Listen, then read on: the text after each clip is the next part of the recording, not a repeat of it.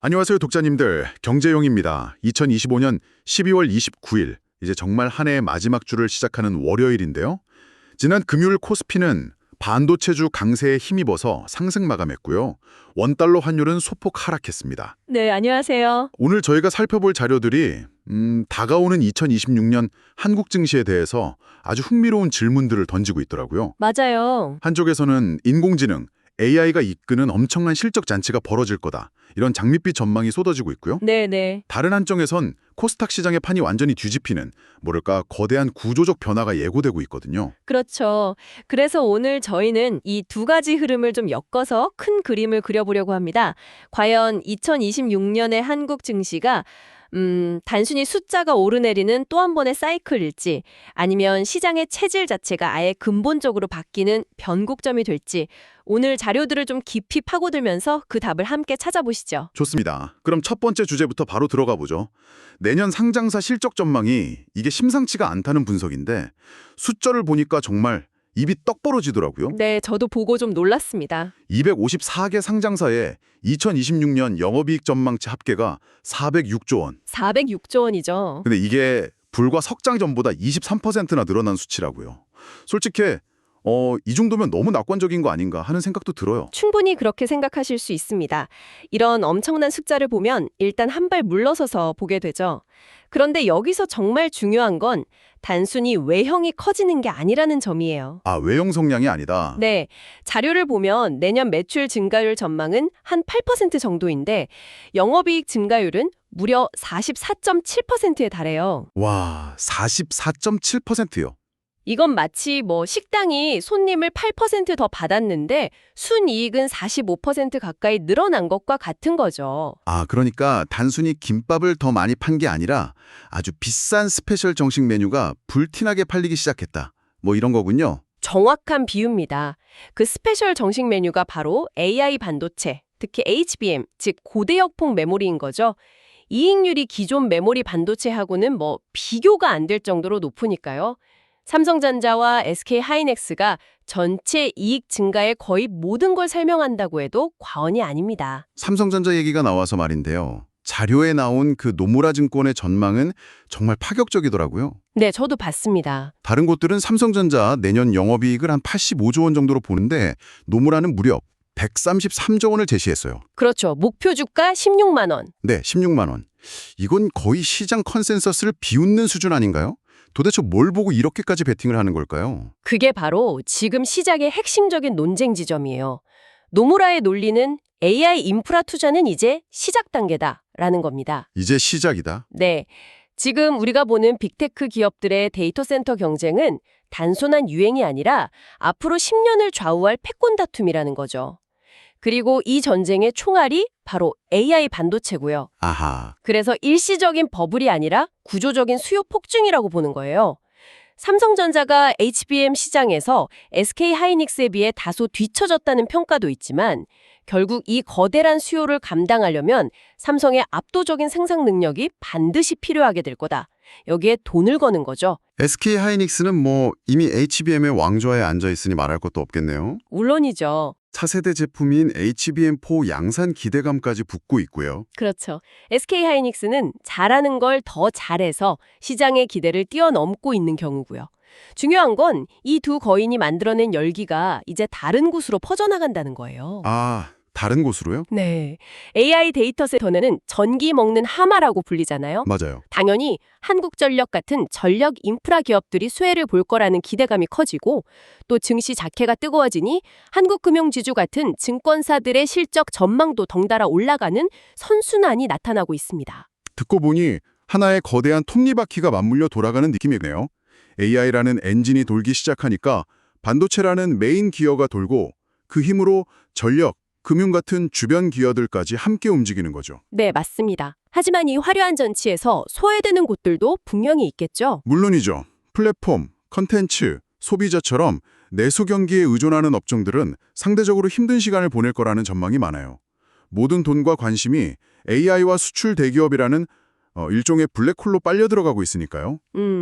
시장의 양극화가 더 심해질 수 있다는 건 우리가 좀 경계해야 할 부분입니다. 자, 그럼 이렇게 코스피의 거인들이 AI라는 날개를 달고 날아오를 준비를 하는 동안 코스닥 시장에서는 완전히 다른 차원의 드라마가 펼쳐지고 있다고 하셨어요. 네. 왕좌의 게임이라는 표현까지 나왔는데 대체 무슨 일인가요? 말 그대로 왕이 사라지면서 벌어지는 일입니다.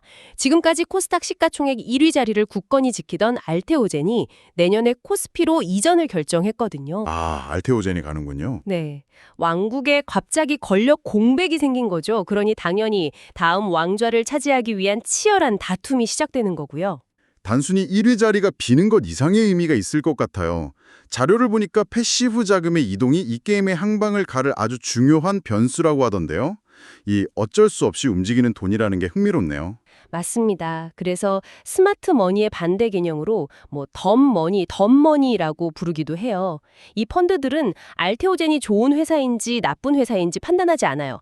그냥 규칙에 따라서 코스닥 150 지수에서 빠졌네? 그럼 그만큼 팔아야지. 그리고 그 돈으로 지수 내 다른 종목들을 정해진 비율만큼 더 사야지 하고 기계적으로 움직이는 거예요. 아, 그런데 코스닥 150 지수에서 알테오젠이 차지하는 비중이 무려 10.49%나 돼요. 10%가 넘는군요. 그럼 알테오젠이 코스피로 떠나는 순간 이 지수를 따라 움직이던 거대한 자금의 10%가 갑자기 주인을 잃고 쏟아져 나와서 다른 코스닥 상위 종목들로 흘러들어간다는 거네요. 바로 그거예요. 이게 이번 왕좌의 게임을 훨씬 더 흥미롭게 만드는 요소죠.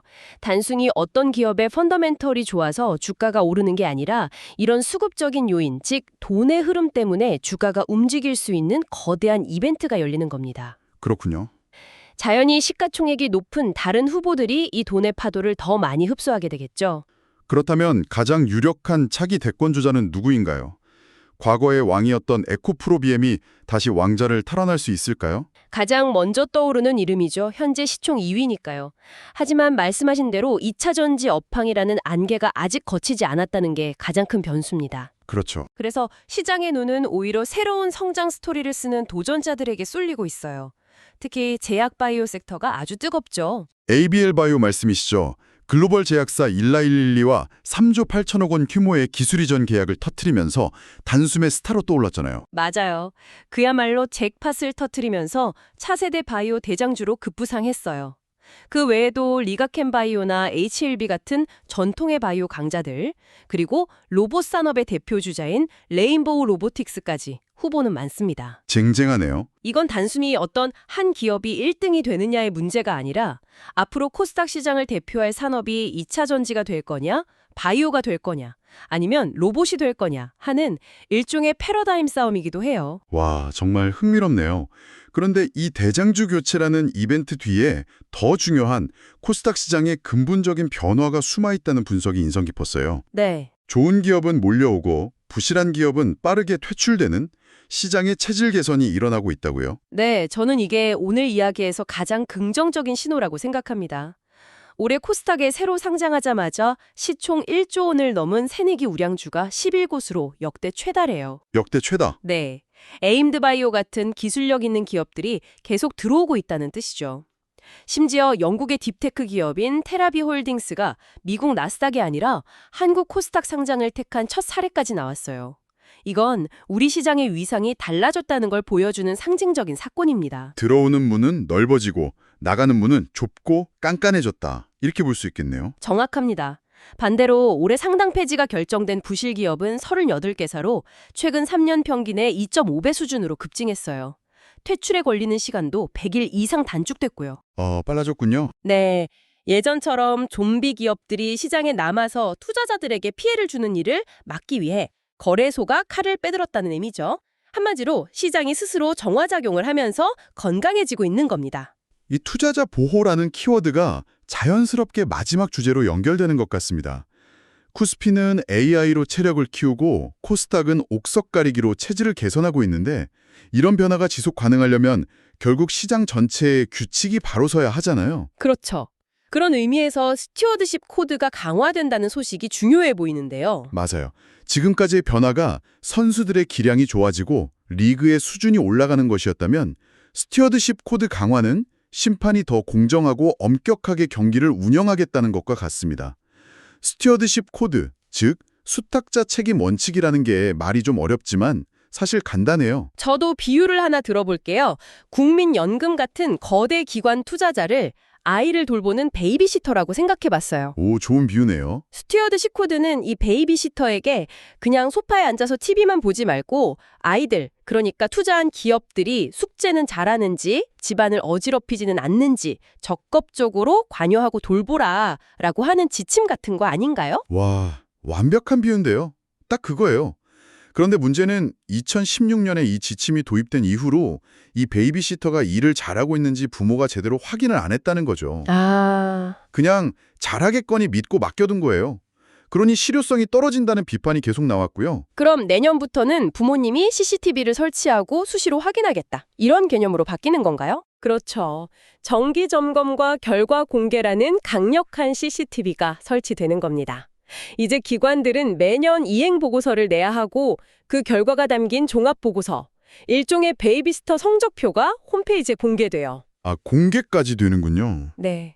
잘하는 우수 기관에게는 더 많은 일감, 즉 연기금 위탁 운용을 주는 인센티브를 주고 못한 기관에는 1:1 면담을 통해 개선을 요구하는 거죠. 공개적으로 망신을 당할 수도 있으니 이제는 눈치 보면서라도 열심히 할 수밖에 없는 구조를 만드는 겁니다. 단순히 성적표를 공개하는 걸 넘어서 책임져야 할 범위 자체도 넓어진다고요. 그게 굉장히 중요한 변화입니다. 기존에는 주식 투자에만 안정됐는데 이제는 채권이나 부동산 같은 모든 자산으로 확대된다고요. 네. 기관 투자자들이 운영하는 모든 자산에 대해 주인의식을 갖고 책임감 있게 행동하라는 아주 강력한 시그널이니까요. 당장 시장에 극적적으로 바뀌지는 않겠지만 장기적으로는 기업들의 경영 투명성을 높이고 소위 코리아 디스카운트를 해소하는 데 분명히 기여할 겁니다. 기관들이 목소리를 내기 시작하면 기업들도 주주들 눈치를 더 볼 수밖에 없으니까요. 맞습니다. 오늘 이야기를 쭉 들어보니까요. 2026년 한국 증시는 정말 중요한 기로에 서 있는 것 같네요. AI라는 거대한 외부의 파도가 밀려오는 동시에 시장 내부에서는 스스로 정화하고 규칙을 바로 세우려는 움직임이 함께 일어나고 있으니까요. 맞아요. 오늘의 핵심은 바로 그 상호작용에 있습니다. 강력한 성장 동력인 AI와 그 성장을 뒷받침할 수 있는 시스템의 개선, 이 두 가지가 얼마나 잘 맞물려 돌아가느냐가 2020년 우리 증시의 모습을 결정하게 될 겁니다. 네. 겉으로 보이는 주가지수보다 이런 구조적인 변화의 흐름을 읽는 것이 투자자분들에게 더 중요할 수 있습니다. 정말 그렇네요. 오늘 저희가 나눈 이야기들이 이 복잡한 시장의 흐름을 이해하는데 좋은 나침반이 되었기를 바랍니다. 마지막으로 이런 생각도 드네요. 만약 이렇게 강화된 스튜어드십 코드가 10년 전에 제대로 작동했다면 과거 우리 증시를 흔들었던 여러 기업들의 불투명한 의사결정이나 지배구조 문제들이 과연 지금과 같은 모습이었을까? 하고 말이죠. 투자자로서 한 번쯤 곱씹어 볼 만한 질문인 것 같습니다. 지금까지 2026년 증시 실적 전망과 새롭게 재편되는 코스닥 시장의 주요 변화에 대해 다뤘습니다. 투자 판단에 참고가 되셨길 바랍니다. 다음에도 빠른 증권 소식으로 찾아뵙겠습니다. 지금까지 서울경제신문 경제용이었습니다. 감사합니다. 감사합니다. 본 내용은 투자 참고 정보이며 투자 결정에 따른 책임은 투자자 본인에게 있습니다.